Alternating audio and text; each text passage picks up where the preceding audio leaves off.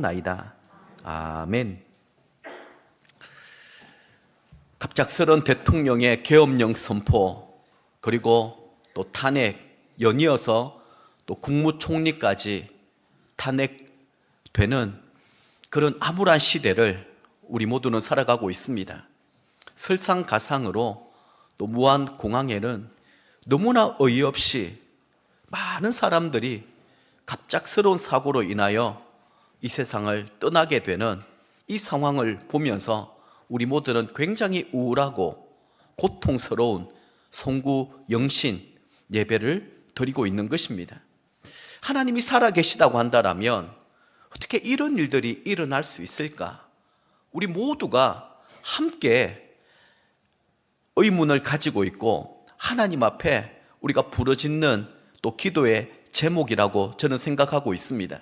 우리 하나님은 정의와 공의의 하나님이시고, 그리고 이 대한민국이 어떤 나라인데 세워주신 교회 성도들을 통해서라도 하나님은 뭔가 하실 일들이 있으실 것 같은데, 그래서 우리는 오늘 이 시점에 하나님의 음성의 귀를 좀 기울였으면 좋겠습니다. 우리 눈앞에 펼쳐져 있는 것들을 보면 너무 우울합니다. 때때로 마음속에 분노가 치밀어 오르기도 하고, 또 너무 두렵고 불안하며 염려와 걱정이 끊어지지가 않습니다. 그런데 하나님의 백성은 이런 때일수록 좌절하고 낙심하는 자리에 머물러 있는 것이 아니라 오히려 말씀 앞에 소망을 가지고 또 믿음을 가지고 다시 일어서는 것입니다. 우리는 알지 못합니다. 그러나 분명한 사실은 우리 하나님은 모든 것을 합력하여 선을 이루어 주신다라는 것입니다. 뿐만이 아니라 우리가 낙심하지 아니하고 포기하지 아니하고 하나님의 은혜와 긍휼을 구하며 간절히 기도할 때 우리의 기도를 통하여 하나님은 반드시 일하신다라는 것입니다. 저와 여러분들이 우울하고 불안하고 그리고 염려와 걱정이 가득한 때를 보내는 동안에 끝까지 소망 가운데 인내하며 오직 이런 때일수록 하나님만을 바라고 하나님의 말씀에 귀를 기울이며 믿음으로 다시 한 번 더 일어설 수 있기를 주의 이름으로 부탁을 드립니다. 이제 우리는 2024년 마지막 송구영신 예배를 드리면서 2025년 새로운 한 해를 맞이하게 되었습니다. 해마다 이맘때쯤 되면 지난 주에도 말씀을 드렸습니다만 어떻게 마무리할 것인가 이런 고민을 하지 않을 수가 없습니다. 우리가 세상을 살아가면서 시작도 잘해야 되지만 더 중요한 것은 마무리를 잘 맺는 것입니다. 어떤 분들은 시작은 참 잘하시는데 마무리가 썩 좋지 못한 분들을 가끔 보게 됩니다. 신앙생활도 마찬가지지요. 처음 시작할 때는 아주 뜨겁게 열정적으로 시작하였는데 시간이 지나면 지날수록 옛날의 열정은 점점 더 식어져 버리고 주일 예배만 근근히 드리면서 때때로는 이 예배도 곧잘 빠지게 되는 모습을 보면서 안타까움을 느끼게 됩니다. 성경을 읽다 보면 인생을 아주 멋지고 아름답게 마무리하신 분들의 이야기가 많이 나옵니다. 오늘 우리는 사무엘 선지자를 통하여서 어떻게 마무리할 것인가 라는 주제로 2024년 한 해를 우리가 잘 마무리하고 그리고 새로운 기회라고 할 수 있는 2025년 한 해를 우리가 믿음과 기대로 맞이할 수 있기를 바랍니다. 자, 사무엘은 예수님이 이 세상에 오시기 전 1000년 전에 살았던 사람인데 그의 어머니 한나가 아주 유명한 인물입니다. 하나님께 이런 소원의 기도를 올려드렸던 것이죠. 하나님, 저에게 아들을 주시면 제가 그 아들을 하나님께 바치겠습니다. 이런 소원 기도를 통하여 사무엘이라고 하는 아들을 얻게 되었고요.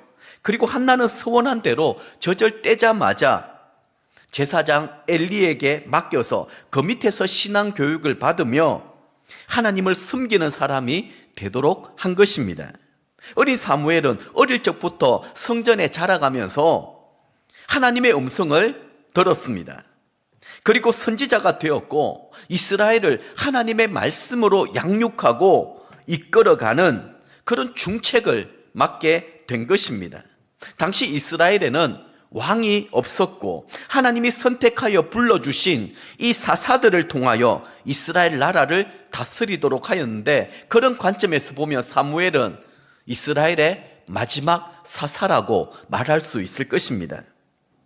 자, 사무엘상 8장 6절 말씀을 보면 이제 사무엘이 하나님의 말씀을 이들에게 잘 가르치고 양육하며 이끌어가고 있었는데, 이스라엘 백성들이 반기를 들고 그를 배척하고 있습니다.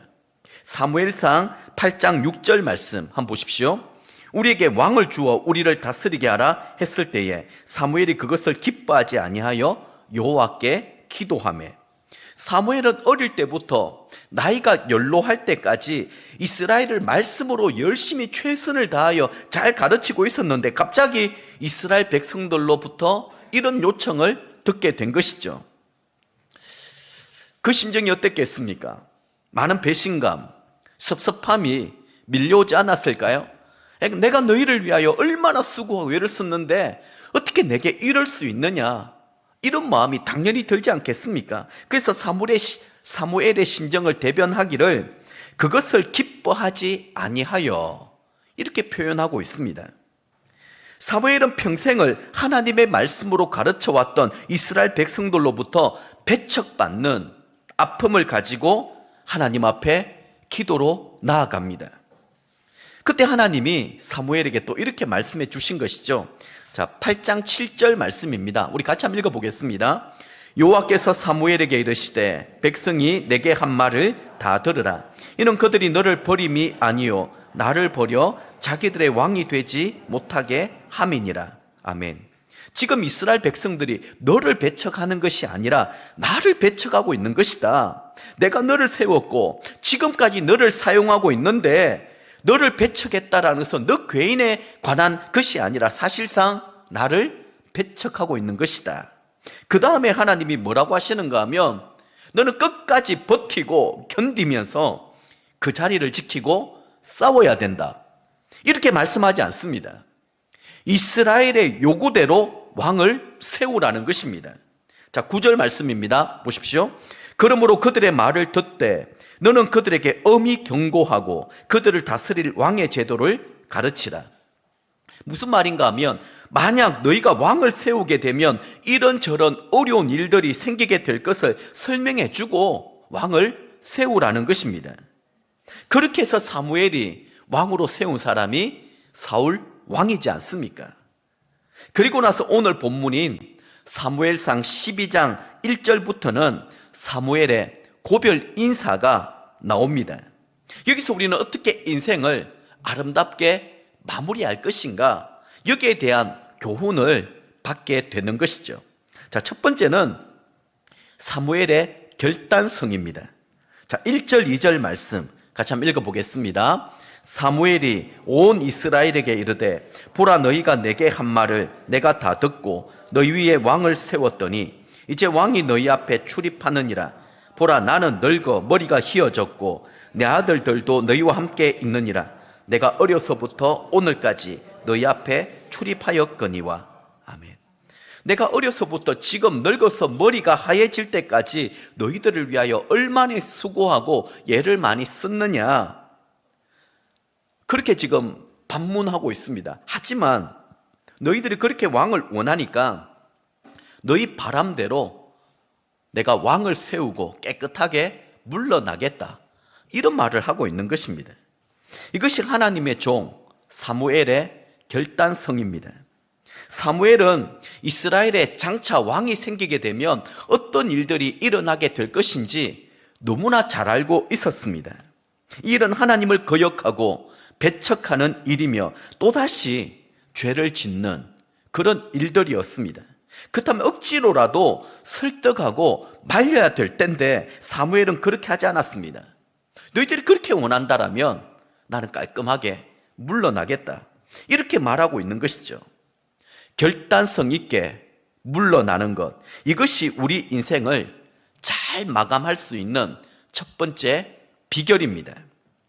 노예 일을 하다 보니까 특별히 목사님들 가운데 목회를 참 잘하시다가 이제는 후임자에게 목회를 맡기고 은퇴하셔야 될 분들인데 그렇게 은혜롭게 리더십이 이양되는 것을 참 보기가 힘든 그런 때가 되어버렸습니다. 전임 목사님을 따르는 사람들과 후임 목사님을 따르는 사람들이 서로 다투고 싸우면서 교회가 갈라지고 엄청난 진통을 겪게 되는 것을 종종 보게 됩니다. 물론 그 이유는 후임 목사님이 좀 지혜가 부족하고 덕이 부족해서 그런 것도 있겠지만 제 생각에는 전임 목사님 잘못도 많이 있다고 생각합니다. 아니, 후임 목사님을 모셔다 놓았으면 그 다음 당신은 깨끗하게 물러나셔야 되는데 그렇게 하지 못하는 것입니다. 물론 당신이 오랫동안 목회했기 때문에 해주고 싶은 말들도 많이 있을 것이고 또한 본인이 심혈을 기울여서 목회하고 성장한 교회다 보니까 후임 목사가 하는 것을 보면 얼마나 어설프고 또 불안한 그런 생각들이 많이 들겠습니까? 하지만 후임 목사를 구할 때 아주 신중하게 잘 구해야 되는 것이고 구한 다음에는 이분이 소신껏 목회할 수 있도록 딱 물러나 줄 수 있어야만 하는 것입니다. 나중에 여러분, 저는 분명하게 이 부분들 하나님 앞에 작정하고 다짐하고 결단하고 있습니다. 앞으로 이하식 목사는 어떻게 하는지 한번 여러분들이 잘 지켜보시기를 바랍니다. 이 말씀을 붙들고 하나님 앞에 정말 나는 추하게 구차하게 그렇게 하지 말자. 말씀을 묵상하고 또 말씀을 새기면서 다시 한 번 더 하나님 앞에 그 은혜와 또 그 결단성을 하나님 앞에 또 기도하게 되는 것이죠. 여러분, 이 일은 비단 목회자에게만 해당되는 것이 아닙니다. 교회에서 사역을 맡아 섬기시는 분들에게도 동일하게 적용되는 것입니다. 자꾸만 물러난 다음에도 영향력을 행사하려고 하면 안 됩니다. 우리 인생도 마찬가지이지요. 그래서 내가 언제 어떻게 물러날 것인가, 그래서 굉장히 중요합니다. 후배들을 위하여 과감하게 그 자리를 이양하고 물려주고 뒤에서 비판하고 판단하기보다 격려하고 세워주고 힘을 실어줄 수 있는 것, 이것이 우리 드림 향상교회의 문화가 돼야 되고 또 앞으로 우리의 비전과 소망이 되어야 할 줄 믿습니다. 자, 두 번째는 사무엘의 정직성입니다. 사무엘은 자신 있게 은퇴하면서 3절에서는 또 이렇게 이야기합니다.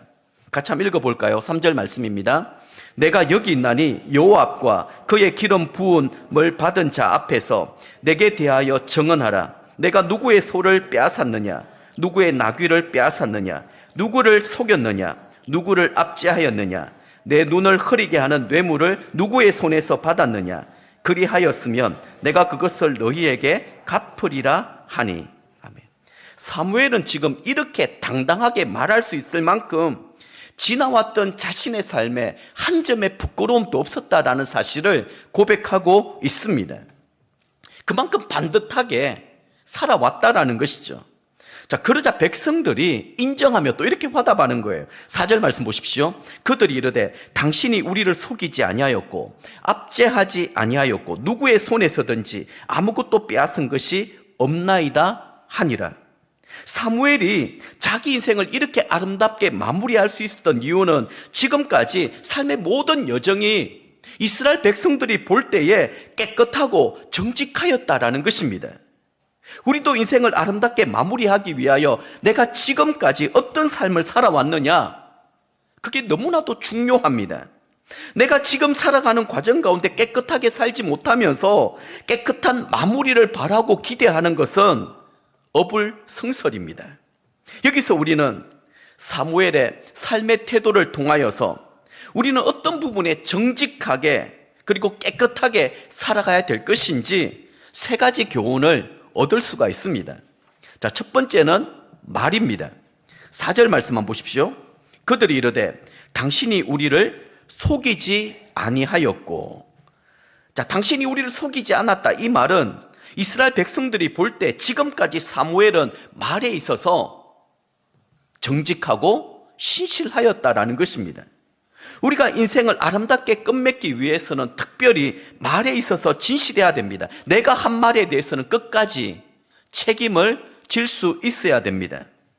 제가 보기에 세상에서 가장 불쌍한 사람은 어떤 사람인가 하면, 누군가 그 사람에 대한 평가를 할 때, 야, 저 사람은 무슨 말을 해도 난 못 믿어, 이런 소리를 듣는 사람이 아마 세상에서 가장 불쌍한 사람이 아닐까, 그런 생각이 드는 것입니다. 그래서 우리는 말에 있어서 진실하게 말하고 정직하게 살아가도록 애를 써야 됩니다. 자꾸만 들었던 얘기를, 뭔가 이렇게 사실 확인도 되지 않는 그 얘기를 옮기지 마십시오. 그게 거짓말입니다. 그게 죄라는 것입니다. 사실 확인도 아니하고 내가 직접 보고 내가 직접 들은 것들도 아닌데 카더라라는 그 얘기를 가지고 말을 하다 보면 우리는 그 사람을 무수히 많이 오해하고, 그리고 또 정죄하며 나중에는 미워하게 되는 이런 일들이 일어나게 되는 것입니다. 그래서 나에 대해서는 항상 정직하고 진실하게 말하려고 애를 써야 하지만, 다른 사람이 그렇지 못하다고 생각될 때는 어떻게 해야 될까요? 오히려 관대해야 됩니다. 그 이유가 무엇인가 하면, 어떤 사람이 거짓말하는 것처럼 보일지 모르겠지만 사실 거짓말이 아닌 경우가 많이 있기 때문입니다. 자, 똑같은 상황이라도 바라보는 생각과 관점이 서로 다른 거예요. 예전에 제가 이 부부 사이에 어떤 큰 어려움이 있어서 상담을 해보면, 자, 먼저 남편 이야기를 듣습니다. 그 얘기를 듣다 보면 이 세상에 그런 악처가 없는 거예요. 근데 아내 이야기를 또 들어보면 세상에 그런 못된 남편이 또 없습니다. 도대체 누구 말이 맞는 것인지, 누가 도대체 거짓말을 하고 있는지 헷갈리는 것입니다. 여러분, 둘 다 거짓말하고 있는 것일까요? 아닙니다. 둘 다 진실을 말하고 있는데 둘 다 생각과 다른 관점에서 얘기하니까 그렇게 말하게 되는 것이죠. 사진 하나를 보여드리도록 하겠습니다. 여러분, 이 사진에 어떤 인물로 보이십니까? 어떤 인물로 보이십니까? 어떤 분은 중년의 여자분의 이 두건을 쓴 뒷모습이 보일 것입니다.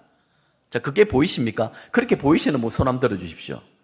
네, 많이 들으셨네요. 자, 그러면 이제는 그 아주 매부리코의 노파의 모습이 보이시면 손 한번 들어주십시오.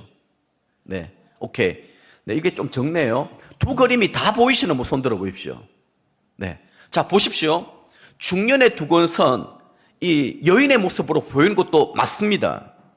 그리고 매부리코의 마귀 할멈처럼 보이는 것도 맞는 것이죠. 둘 다 맞는 거예요. 그래서 우리 그리스도인들은 두 가지 관점을 다 볼 수 있어야 됩니다. 절대로 편향되면 안 됩니다.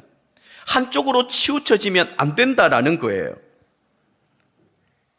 우리는 둘 다를 볼 수 있고 그것을 또 배려하고 인정하고 용납할 수 있을 때 하나가 될 수가 있는 것입니다. 저 그림을 보고, 아니 무슨 소리야, 중년의 여인이잖아, 뭔 소리를 하는 거야, 당신 거짓말하고 있어. 어떤 사람은 매부리코의 이 노파의 모습이 보이는데, 아니 무슨 소리야, 노파가 보이는구만, 도대체 뭘 보는 거야. 그렇게 치고받고 싸우다 보면 가만히 들으면 둘 다 맞는 얘기거든요. 이런 일들 때문에 교회가 다투고 분열되고 깨어지는 일들이 너무나도 많이 있습니다. 결국 그 배후에는 악한 어둠의 권세가 자꾸 이간질을 시키는 거예요.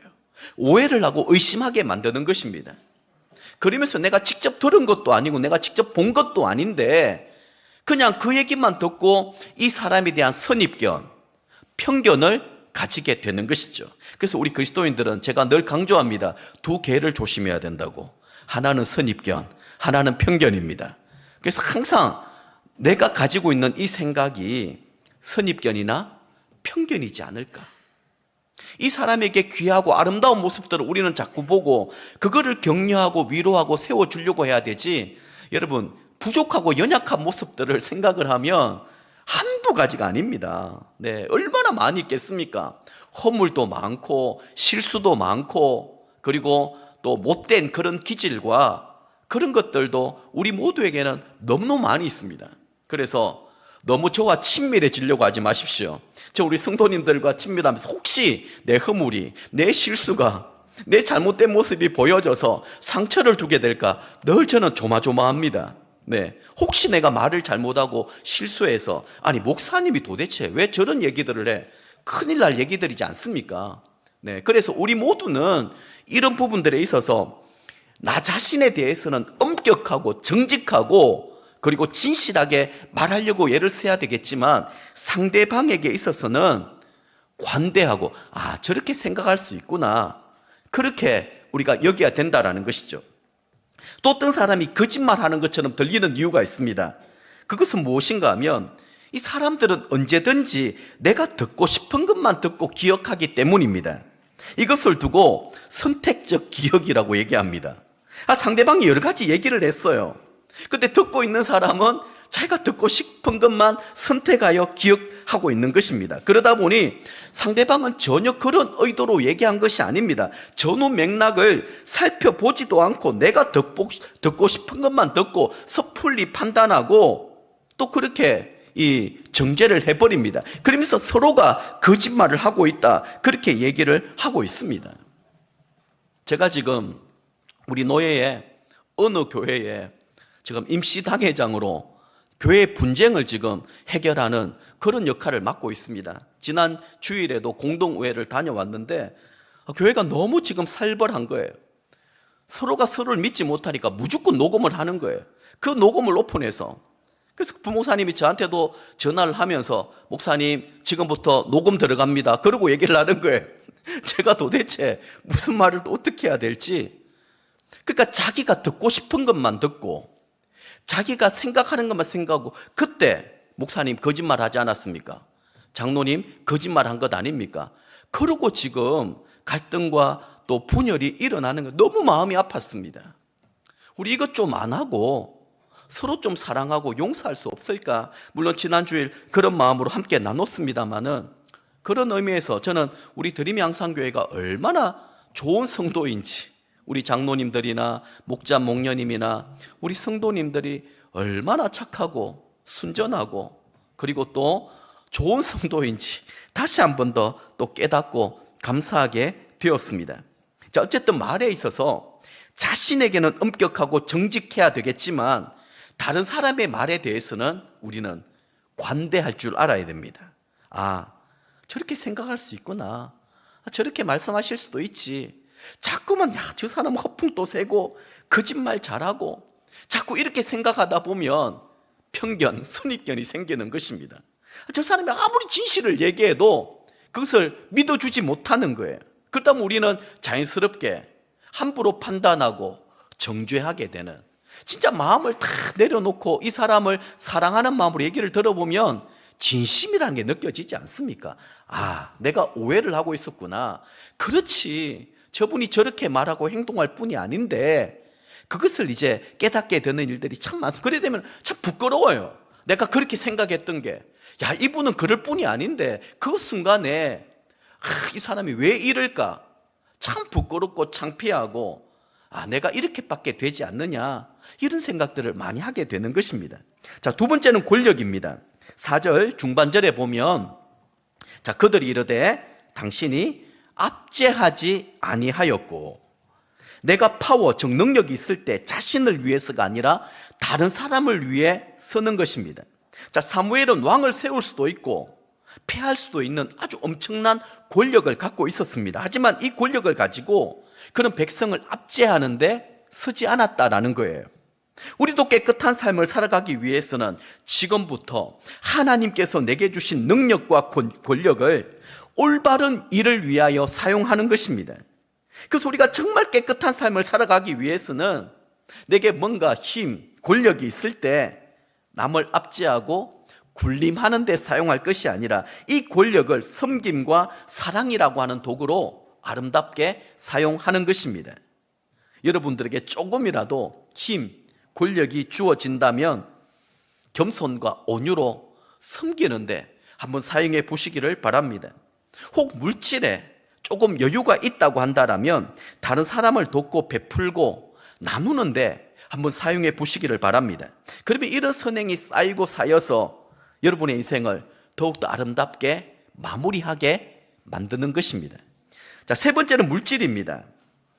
자, 그들이 이르되 당신이 누구의 손에서든지 아무것도 빼앗은 것이 없나이다. 이렇게 얘기하고 있습니다. 제가 우리 주변에 살펴볼 때 돈 문제에 매여서 신앙생활을 제대로 하지 못하고 건강까지 해칠 정도로 몰두하는 이런 분들을 보면 참 안타까운 생각들이 많이 듭니다.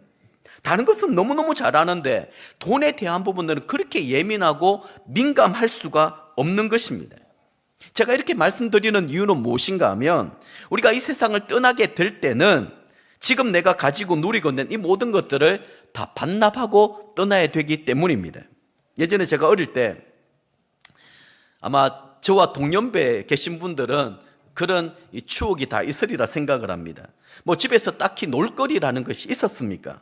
동네에 나가서 아이들하고 하루 종일 딱지치기도 하고 구슬치기도 하고 땅 따먹기도 하고 오징어 가생, 이 노래도 합니다. 여러분 경상도 사람들은 아실지 모르겠습니다. 오징어 가생. 요즘에 뭐 오징어 게임인가 그게 또 히트가 되고 있는 그런 상황입니다만은 열심히 하루 종일 놀다가 저녁 노을이 하늘에 물들기 시작하면 집집마다 어머니들이 아이들을 부르기 시작하는 것입니다. 아무개야 빨리 집에 들어와야지. 빨리 집에 들어와라. 그러면 어떻게 합니까? 하루 종일 열심히 땅 따먹게 했던 그 땅을 발로 휙 저어버립니다. 손에 들고 있는 돌멩이도 아무 데나 던져버립니다. 그리고 툭툭 털고 다들 집으로 들어가 버리는 거예요. 우리 인생도 이와 마찬가지입니다. 그래서 인생을 두고 공수래 공수거, 빈손으로 왔다가 빈손으로 가는 곳이 바로 인생이다. 그렇게 성경은 우리에게 말씀하고 있습니다. 근데 그 시절 그때는 어떻습니까? 하루 종일 해서 열심히 땅 따먹게 했던 그 땅들 막 기분이 얼마나 좋은지 모릅니다. 그리고 또 여러분들 그 분유통에 저는 기억하고 있거든요. 거기에 구슬치기가 구슬을 분유통에다 가득 모아 놓기도 하고요. 딱지치기가 딱지를 그 분유통에다 가득 모아 놓으면 얼마나 흐뭇한지 모릅니다. 그것만 딱 보면 야, 보람이 있고 자랑거리가 생기고 그리고 뭐 남 부러울 것이 없는 그런 삶이었지 않습니까? 그런데 지금 와서 생각해 보면 어떻습니까? 너무 유치한 것들이에요. 요즘 아이들에게 그냥 줘도 안 받습니다. 아마 우리 찬은이에게 그 딱지를 주고 구슬 늘린 게 구슬입니다. 저희 집에도 막 돌아다니는 구슬, 전혀 이 아이는 그 소중한 가치를 전혀 모르는 것입니다. 우리는 막 손이 터가지고 겨울이 되면 뭐 여러분 아시죠? 동동구리무라고 하지 않습니까? 그거를 손에 발라가면서 열심히 구슬치기가 모았던 그게 나의 재산 1호고 전부인 것처럼 생각했는데 세월이 지나고 나니까 너무 가치 없고 너무 하찮은 그런 것들이라는 거예요.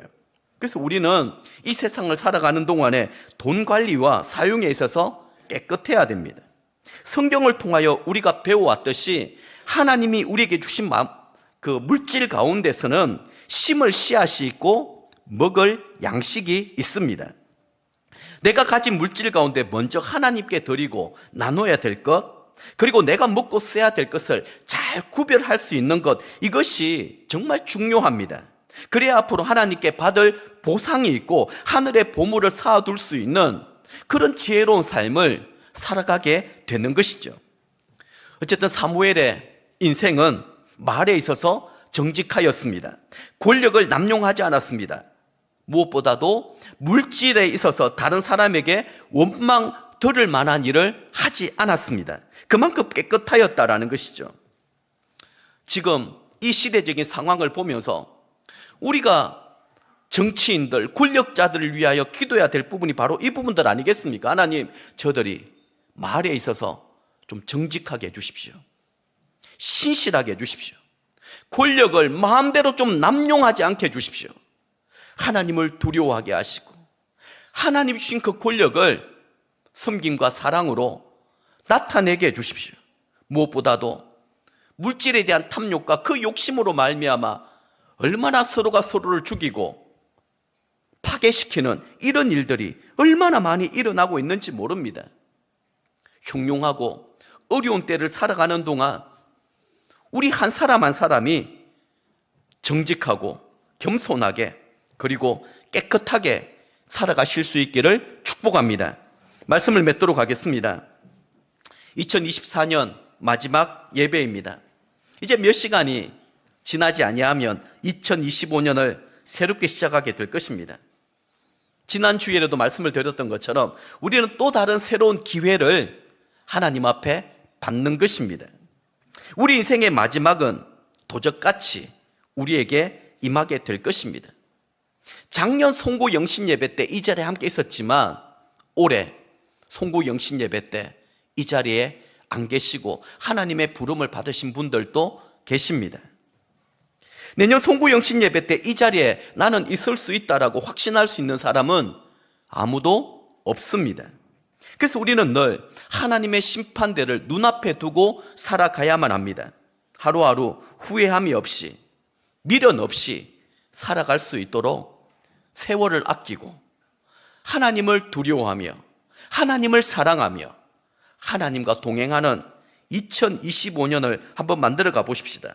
그래서 우리가 주님 앞에 서게 되었을 때 악하고 게으른 종이 아니라 착하고 충성된 종으로, 그리고 너 정말 아름다운 인생을 살다가 왔구나, 그렇게 하나님으로부터 칭찬과 인정을 받을 수 있는 저와 여러분의 삶이 다 되실 수 있기를 주의 이름으로 축복합니다.